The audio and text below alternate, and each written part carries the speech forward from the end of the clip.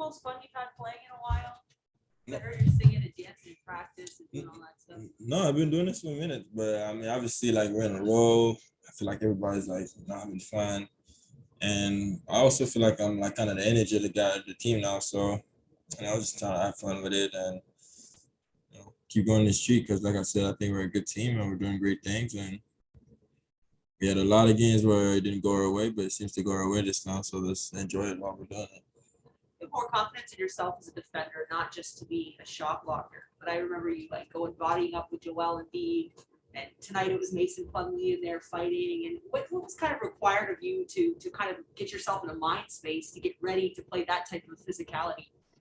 I mean, at this point, I just feel like anybody that I'm guarding now, I just gotta take it as a challenge. Obviously, as being a big or my whole career, now going having to guard sometimes before a shooter. It just depends. It demands a lot more energy and a lot more focus. And I come in the game focused every game now. It's just I don't want to go there and just say that I could just guard the bigs or I could just block shot. So I want to be able to do a lot of different stuff and. I'm learning every game. Like, the more reps I get, the better I will get. And, just trying to make a hustle play. I think that's one thing that's been the main thing in my game that changes. So I'm trying to keep that going. Go ahead, Justine. Thanks, JQ. We'll start with Eric. Hey, Chris. Congrats on the win and the game. Nick was just where you were at saying that you've gone from a player who, had a good game every 2 out of 5 games, every 3 out of 5 games maybe, to somebody who's doing it, more often than not, like maybe 4 out of every 5 games. Basically, he's calling you dependable. What does it mean to sort of have achieved that status, to know you have your coach's faith that when you go in there, you're going to make the right plays? It feels good. I mean, obviously, I think that's something that you want out of your coach. You want your coach to think that he could put you in the game and you could change the game and have confidence in you. So it definitely feels good to know that. Jokes aside, I should have been doing that a long time ago. So I'll say that. But never too late to you're never too late to do the right thing and figure out your game and find ways to be a winning team. And like Masai said, we want to win, so we have everything to win. Any play that I have to do for us to win, that's what I'm focusing on now. Appreciate it, Chris. Have a good flight. Thank you. And next we'll go to Aaron Rose from SI.com. Hey, Chris. Congrats on the win and another great game. Obviously, the trade deadline's coming up in a few days. And how are you feeling about things? And has that come up in the locker room and within the team about what direction this team wants to go and what could happen? I think we're just focusing on the next game. Seriously, those are the things that will bother your game.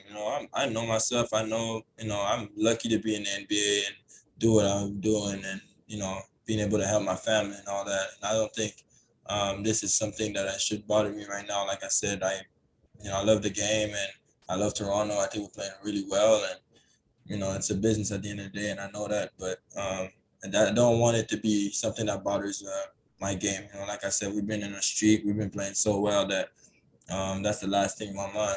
The trade deadline, whatever happens. But I'm focusing on the games and the next game and how to make this team win. Thanks, Chris. Yep. And next we have Vivek from Raptors.com. Hey, Chris, congrats on the win. You obviously had this huge year last year. And this year you had to fight through some struggles to get to where you are now. What did you learn about yourself over the course of that period? I feel like life is a big circle. Like I said, there's ups and downs. I had the ups and downs of my whole life. So I just realized that that's one thing that I've done my whole life is just find ways to get better and find ways to find the light at the end of the tunnel. Like I've said many a times. You start realizing that there's so many stuff that basketball, players could do. You could be a defender, passer, you could be a, rebounder. And some of us are really talented and really blessed to be able to do a lot more than just one thing. So at the end of the day, like I said, last year I was scoring more, but my defense was not good. Now I'm realizing that I scored so many points last year and we were losing, and now I'm not scoring as much, but I'm doing a lot of defensive plays, and we're passing the ball's moving, and we're winning a lot of games. So just realizing the things that are really important in life, and go do your job with all the effort and all the energy that you get. You mentioned that you've kind of taken pride in being the energy guy on the team. Outside of Dragic, you're also the oldest guy on the team. Is there a sense of responsibility that you take in that?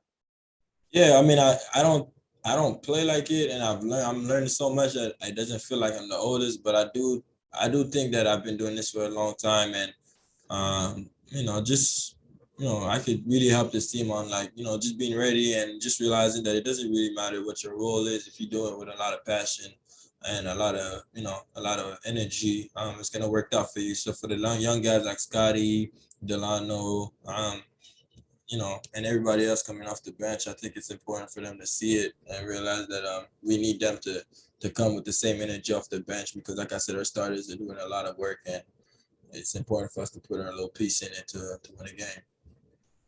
Thanks, Chris. Have a safe flight. And next we have Michael Grange.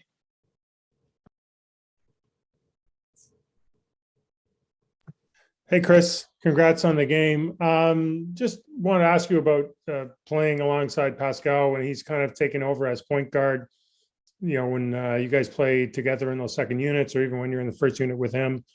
What kind of confidence do you have with him initiating offense and creating as a power forward who's now kind of running the offense half the time?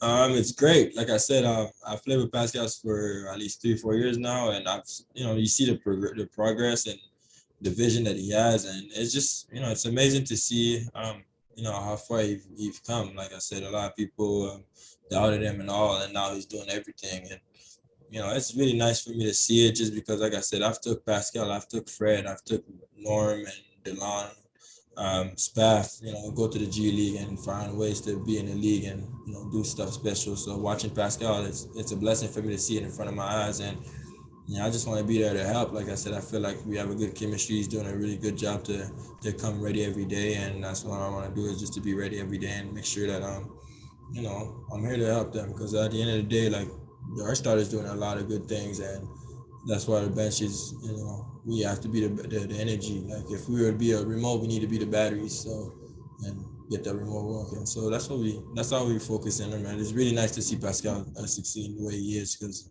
I think he deserved it all.